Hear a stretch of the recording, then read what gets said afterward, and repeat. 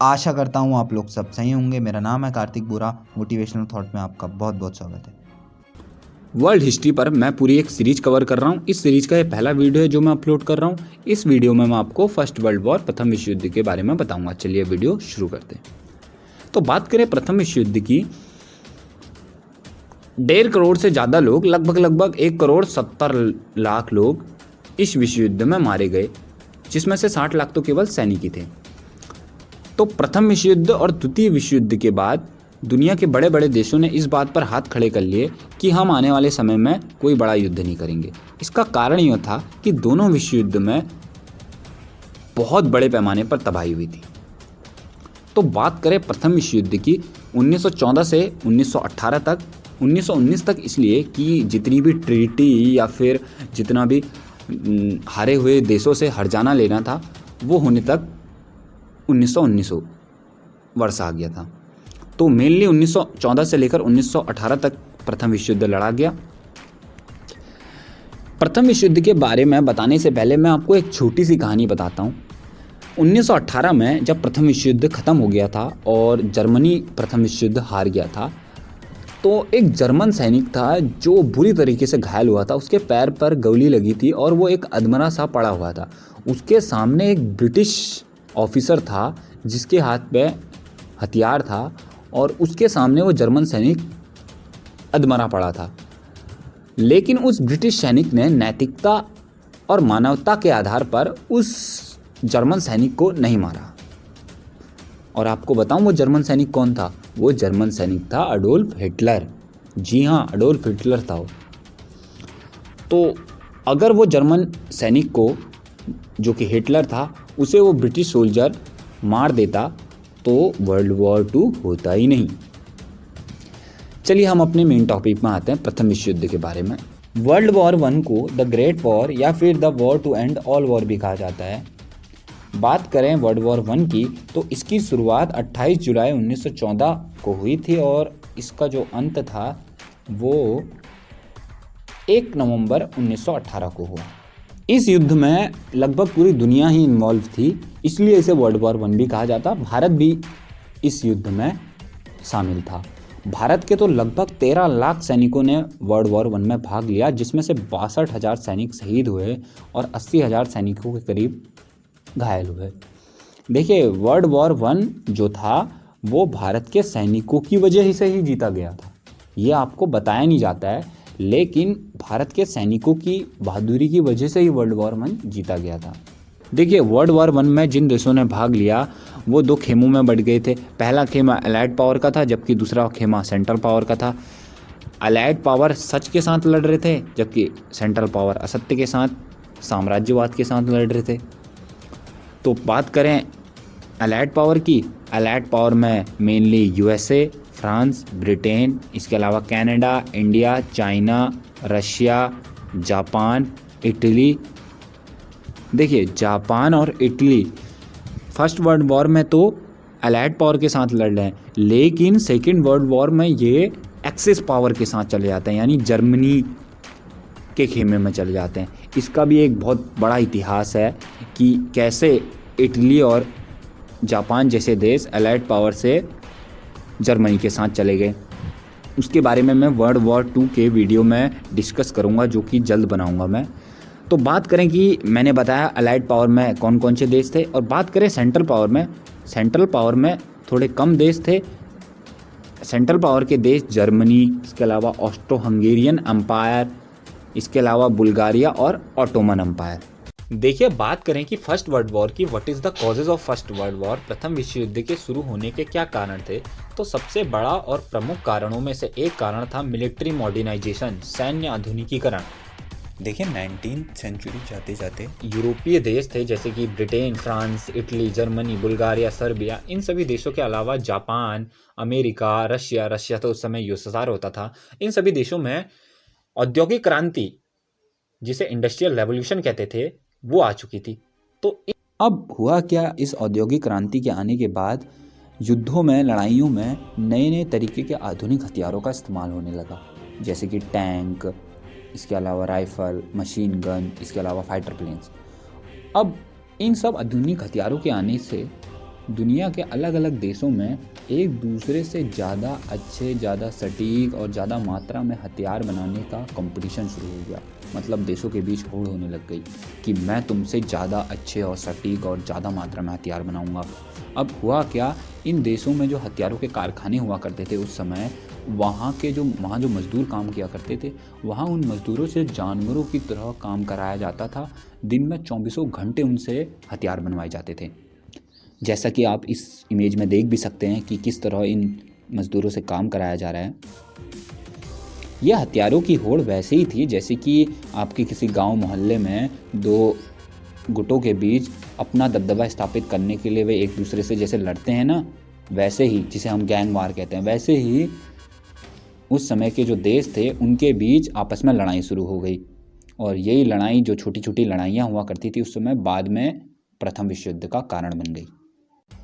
देखिए, प्रथम विश्व युद्ध का जो तात्कालिक कारण या तात्कालिक रीज़न था वो था ऑस्ट्रो हंगेरियन एम्पायर के होने वाले राजा, जिनका नाम आर्क ड्यूक फ्रांस फर्डिनेंड था, उनकी और उनकी पत्नी की बोस्निया की राजधानी साराजेवो में गोली मारकर की गई हत्या। देखिए, जो 19वीं, 20वीं या 18वीं सदी थी उसे साम्राज्यवाद की सदियाँ कहा जाता था। इन सदियों में हर कोई एक बड़ा और शक्तिशाली साम्राज्य बनाना चाहता था। उस समय अनेक विशाल साम्राज्य थे, जैसे Russian empire, Japanese empire, British empire, French empire, German empire या फिर ऑटोमन एम्पायर। इन्हीं शक्तिशाली एम्पायरों में से एक ऑस्ट्रो हंगेरियन एम्पायर भी था। वो साल था 1914 का और महीना था जून का। जो आर्क ड्यूक फ्रांस फर्डिनेंड थे वो और उनकी पत्नी बोस्निया की राजधानी साराजेवो में दौरे पर गए थे। बोस्निया उस समय 1914 के समय पे ऑस्ट्रो हंगेरियन एम्पायर के अंदर ही आता था। तो जब आर्क ड्यूक फ्रांस फर्डिनेंड और उनकी पत्नी साराजेवो में थे, तब जो बोस्निया का जो पड़ोसी देश था सर्बिया था, तो सर्बिया में एक चरमपंथी गुट जिसका नाम ब्लैक हैंड था, वो सर्बिया में भी एक्टिव था और बोस्निया में भी एक्टिव था। वो जो था ग्रुप, वो आर्क ड्यूक फ्रांस फर्डिनेंड से खार खाए था।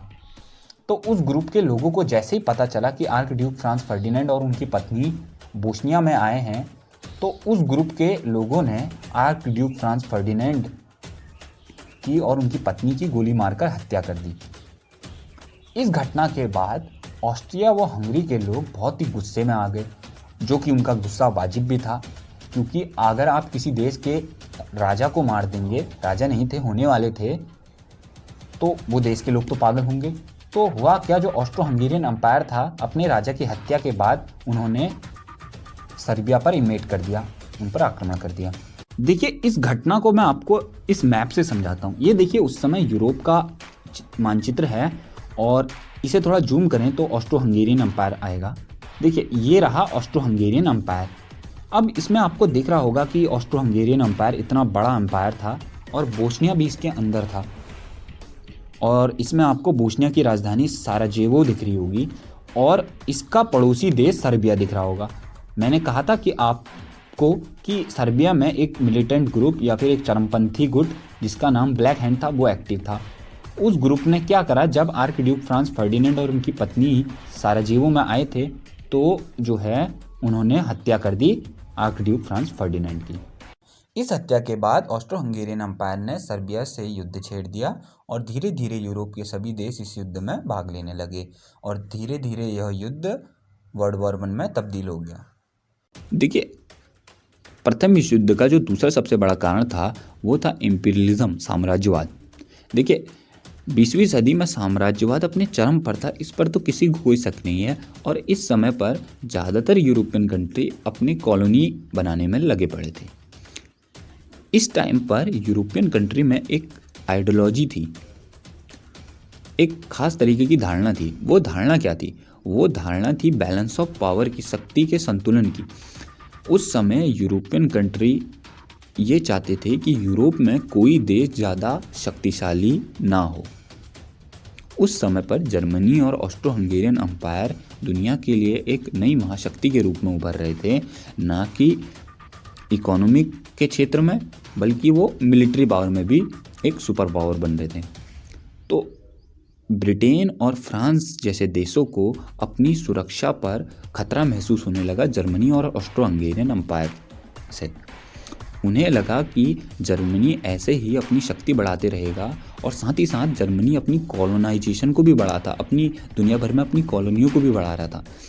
तो ब्रिटेन और फ्रांस को ऐसा लगा कि जर्मनी आने वाले समय में ब्रिटेन और फ्रांस पर इन्वेड न कर दे और उन्हें अपने साम्राज्य में न मिला ले। 1904 में ब्रिटेन और फ्रांस दोनों ने मिलकर एक अलायंस बनाया जिसे एंटांट कहा गया और इसके बाद 1907 में रशिया ने भी आकर इस अलायंस में ज्वाइन करा और इसके बाद ये तीन देश रशिया, ब्रिटेन, फ्रांस, इन तीनों देशों का जो ज्वाइंट अलायंस था इसे ट्रिपल एंटांट कहा गया। जर्मनी उस समय रशिया, ब्रिटेन और फ्रांस जैसे देशों को अपना सबसे बड़ा दुश्मन मानता था। तो इसी के पैरेलल जर्मनी ने भी एक अलायंस बनाया जिसे ट्रिपल अलायंस कहा गया और इस अलायंस में ऑस्ट्रो हंगेरियन एम्पायर और इटली भी शामिल था। यानी कि ट्रिपल अलायंस में तीन देश जर्मनी, ऑस्ट्रो हंगेरियन एम्पायर और इटली थे। बाद में आकर ऑटोमन एम्पायर ने भी इस अलायंस को ज्वाइन करा और 1917 में इटली इस अलायंस से पीछे हो गया, उसने इस अलायंस को तोड़ दिया और इस अलायंस से हट गया। ये जो अलायंस हुए थे इन सभी अलायंस को सीक्रेट अलायंस कहा गया और ये सीक्रेट अलायंस भी एक बड़ा कारण थे वर्ल्ड वॉर 1 के शुरू होने में, क्योंकि उस समय देशों को ये पता नहीं था कि कौन सा देश किस देश के साथ शामिल है। और इसी बीच जो ऑस्ट्रो हंगेरियन एम्पायर के जो राजा थे आर्क ड्यूक फ्रांस फर्डिनेंड, उनकी हत्या हो गई, क्योंकि ट्रिपल एंटांट ये मौके की तलाश में था कि वो जर्मनी पर किस तरह हमला करें, क्योंकि उन्हें लगता था कि जर्मनी एक आर्थिक और सैन्य महाशक्ति बन रहा है। तो बस ट्रिपल एंटांट को तो बस मौका चाहिए था जर्मनी पर हमला करने की, और ये मौका तब मिला जब ऑस्ट्रो हंगेरियन एम्पायर ने इन्वेड करा सर्बिया पर। और इसी बीच सर्बिया जो था उसका भी अलायंस था रशिया के साथ। वो अलायंस था कि अगर सर्बिया पर कोई हमला होता है, कोई सर्बिया का कोई युद्ध होता है तो उसकी रक्षा रशिया करेगा।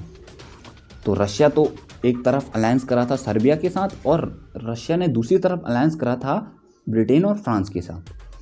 तो इस तरफ ऑस्ट्रो हंगेरियन एम्पायर की तरफ ऑस्ट्रो हंगेरियन एम्पायर ने अलायंस करा था जर्मनी और इटली के साथ। तो जर्मनी भी इस युद्ध में कूद गया और सर्बिया का क्योंकि अलायंस था रशिया के साथ तो रशिया भी इस युद्ध में आ गया। और धीरे धीरे चाहे वो ट्रिपल अलायंस हो या ट्रिपल एंटांट हो, दोनों एक दूसरे से आमने सामने आ गए और वर्ल्ड वॉर 1 शुरू हो गया।